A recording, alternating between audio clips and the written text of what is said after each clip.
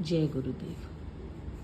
भक्तजनों, एक बार मोती नाम के एक व्यक्ति काफ़ी परेशान थे और उनको जो परेशानी थी वो ये थी कि उनकी पत्नी काफ़ी बीमार थी। उन्होंने काफ़ी इलाज कराए, बहुत दवाएं कराई, लेकिन पत्नी का स्वास्थ्य बिल्कुल भी सुधर नहीं रहा था और वो तकरीबन मरणासन में पहुंच चुकी थी। बच्चे परेशान थे, रो रहे थे, बिलख रहे थे और पापा से विनती कर रहे थे कि पापा किसी भी प्रकार माँ को बचा लो। मोतीराम जी बहुत परेशान हुए और उन्होंने अपने ससुर जी को फ़ोन किया, रोते हुए बोला, आपकी बेटी अब शायद ना बच पाएगी, प्लीज़ कुछ करिए, मैं अब कुछ नहीं कर पा रहा हूँ, प्लीज़ कुछ करिए। पिता तो पिता होता है और पिता की विनती भगवान भी सुनते हैं। पिता ध्यान में बैठ गए थोड़ी देर के लिए और उसके बाद अपने गुरुजी के पास गए, जो कि खुद ध्यान में बैठे हुए थे, और पिता ने उनसे विनती की और कहा, बाबा मेरी बेटी को ठीक कर दो। जब मेडिटेशन से उनके गुरुजी उठे तो उन्होंने कहा, जाओ जाके नीम करोली बाबा जी से विनती करो, वो ही शायद तुम्हारी कोई मदद कर पाए। मोतीराम जी को बिल्कुल नहीं पता था कि नीम करोली बाबा कौन है। उन्होंने बाबा से उनके बारे में पूछा तो पता चला कि वो बाबा हैं और कैची धाम में रहते हैं।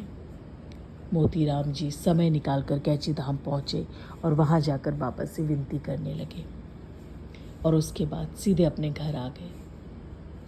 कहते हैं दूसरी तरफ बेटी जो बहुत बीमार थी, उनके पिता अपने ध्यान में बैठे हुए थे और बस सिर्फ और सिर्फ अपनी बेटी के लिए प्रार्थना कर रहे थे।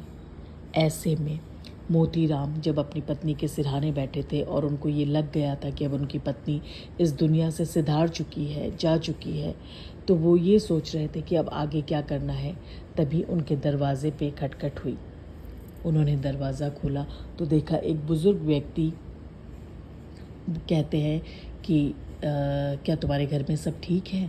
तो मोतीराम जी रोते हुए कहते हैं, नहीं बाबा जी, आप कौन हैं मैं नहीं जानता, लेकिन मेरी पत्नी अब इस दुनिया से जा चुकी है। तो बाबा जी कहते हैं, मैं नीम करोली बाबा हूँ, क्या मैं तुम्हारी पत्नी को देख सकता हूँ?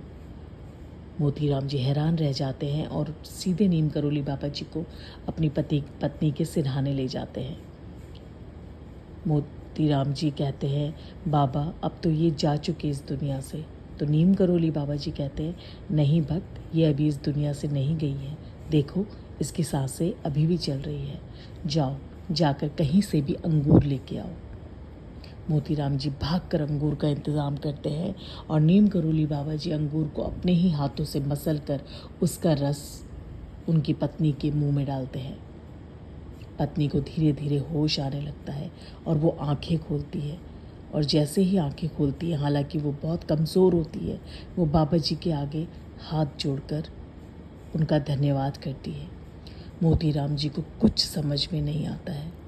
नीम करोली बाबा जी कहते हैं, ज़्यादा कुछ समझने की ज़रूरत नहीं है, अब लगातार हर दिन अपनी पत्नी को अंगूर का रस और दूध समय समय पर देते रहना, वो बिल्कुल ठीक हो जाएगी। ऐसा कहकर बाबा चले जाते हैं। मोतीराम जी उनका धन्यवाद करते हैं और अपनी पत्नी के पास आकर बैठ जाते हैं। कुछ ही दिनों बाद पत्नी बिल्कुल ठीक हो जाती है और जब वो बिल्कुल ठीक हो जाती है तो याद करने की कोशिश करती है कि आखिर इन बाबा को मैंने कहाँ देखा है।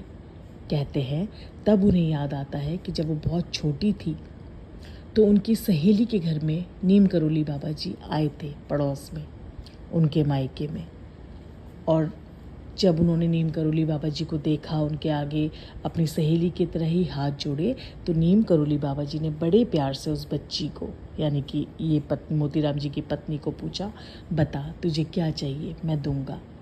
तो मजाक मजाक में उस बच्ची ने कहा था कि बाबा कभी ऐसी नौबत आई कि मेरी ज़िंदगी चली जाए, मैं मर जाऊं, तो आप ना मुझे पुनः जीवित कर देना। देखा, इस तरीके से बाबा ने अपना वादा निभाया। बाबा कभी नहीं भूलते, बाबा हमेशा आपको याद करते हैं।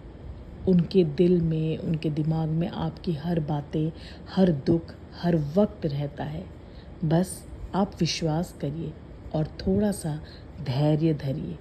दुखों से घबराइए नहीं, दुखों को एक चैलेंज की तरह लीजिए और जादू की उम्मीद मत कीजिए। अपने दुखों को दूर करने के लिए कुछ प्रण ज़रूर कीजिए, फिर बाबा अपने आप आपकी मदद करेंगे। जय गुरुदेव, जय श्री राम, जय हनुमान, जय सिद्धि माँ।